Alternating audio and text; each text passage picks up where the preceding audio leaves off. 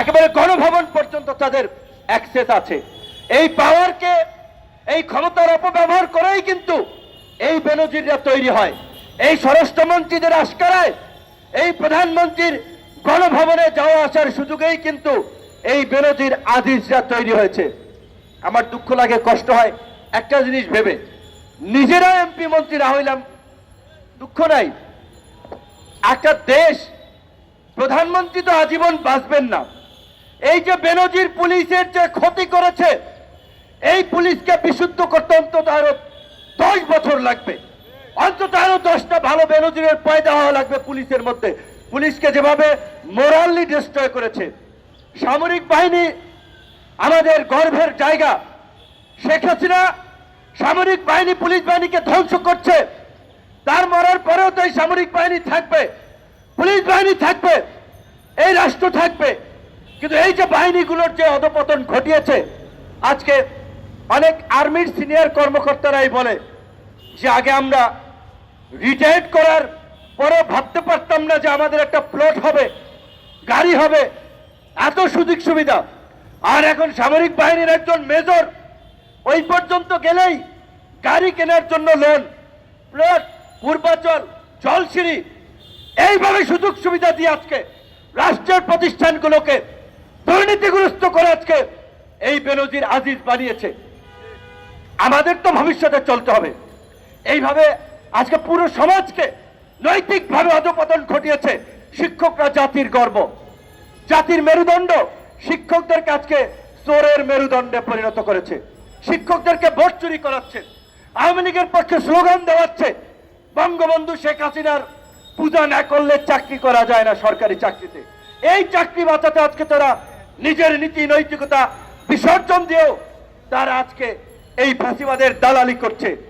এই দুর্নীতিবাজদেরকে একদিকে তারা দুর্নীতির বিরুদ্ধে জিরো টলারেন্সের কথা বলে, আরেকদিকে আবার তারাই তাদেরকে পৃষ্ঠপোষকতা করে।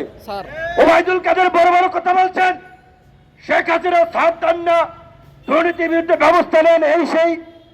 কি করেছেন? কি করেছেন? কয়জনের বিরুদ্ধে ব্যবস্থা নিয়েছেন? আপনাদের লজ্জা করে না? বিএনপি 15 বছর সেই ক্ষমতা ছেড়েছে 2006 সালে। আজকে 7 থেকে আজকে পর্যন্ত কত বছর? প্রায় 18-20 বছর হয়ে গেছে। তারপরেও যে কোনো ঘটনা যখন আলোচনা আসে বলে ওইটা নাকি বিএনপি করছে, এটা বিএনপির দায়। এবং মানে বিষয়টা দেখেন, বাংলাদেশের টেলিভিশন পত্র পত্রিকাও মির্জা ফখরুল সাহেব, বিএনপির মহাসচিব, বিরোধী দলীয় প্রধান নেতা, তিনি সরকারের দুর্নীতি, লুটপাট, দুঃশাসন নিয়ে বলবেন, মিডিয়া ওইটা প্রচার করবে। ওইটার কাউন্টারে আবার ওবায়দুল কাদের কি বলছে, একেবারে ফালতু কথা, সেইগুলো আবার পত্রপত্রিকার হেডলাইন করা লাগে যে ওবায়দুল কাদের বলেছেন বিএনপি আমলে দুর্নীতিবাজদেরকে রক্ষা করা হয়েছে।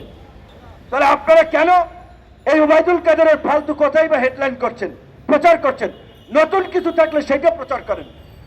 অনেক প্রতিবাদ করেছি, প্রতিবাদ করছি, প্রতিকার হচ্ছে না। আর এবার শুধু প্রতিবাদ করলে হবে না, প্রতিরোধ করে তুলতে হবে। কিন্তু যারা ক্ষমতায় আছে তাদের কি জনগণ, রাষ্ট্র, দেশ এগুলো নিয়ে কোনো ভাবনা আছে? ভাবনা থাকলে তো আজকে দেশের এই পরিস্থিতি হতো না।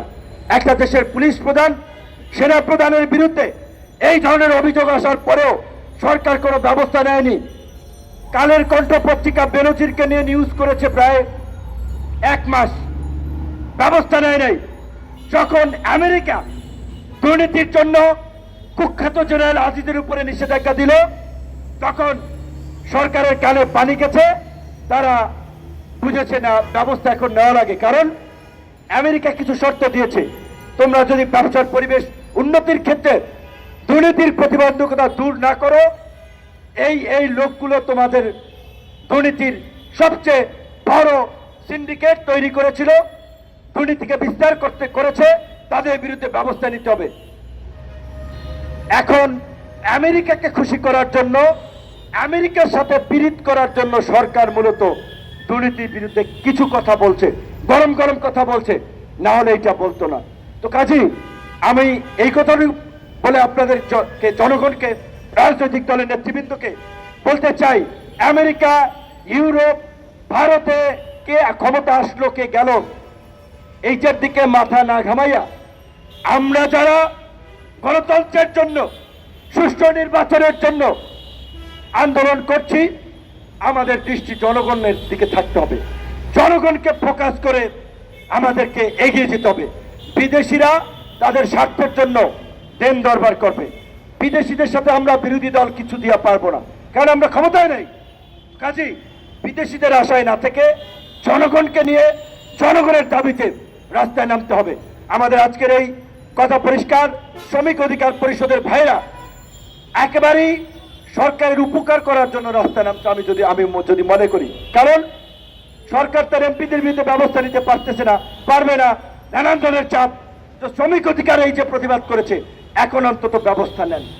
আর যদি ব্যবস্থা না নেন, আমরাও দেখে ছাড়বো এই দুর্নীতিবাজদের আশ্রয় দৌরত্ব কতদূর পর্যন্ত। আমি শ্রমিক অধিকার পরিষদ এবং আমাদের অন্যান্য অধিকার পরিষদের ভাই বন্ধুদেরকে অনুরোধ করব, যেভাবে দুর্নীতির ভয়াবহতা বেরিয়ে আসছে, দুর্নীতির বিরুদ্ধে আপনারা সরব হন। প্রত্যেকটি জেলা উপজেলায় এই দুর্নীতি নিয়ে প্রতিবাদ করুন, মানুষের সামনে তুলে ধরুন, এই লুটেরাদের চেহারা উন্মোচন করুন। এই দুর্নীতির আন্দোলন থেকেই ফাঁসিবাদ পতনের আন্দোলন হবে। শুধুমাত্র 3 তারিখ দিয়ে সরকার পতন আন্দোলন হয় না, ফাঁসির শাসনের অবসান ঘটানো যায় না।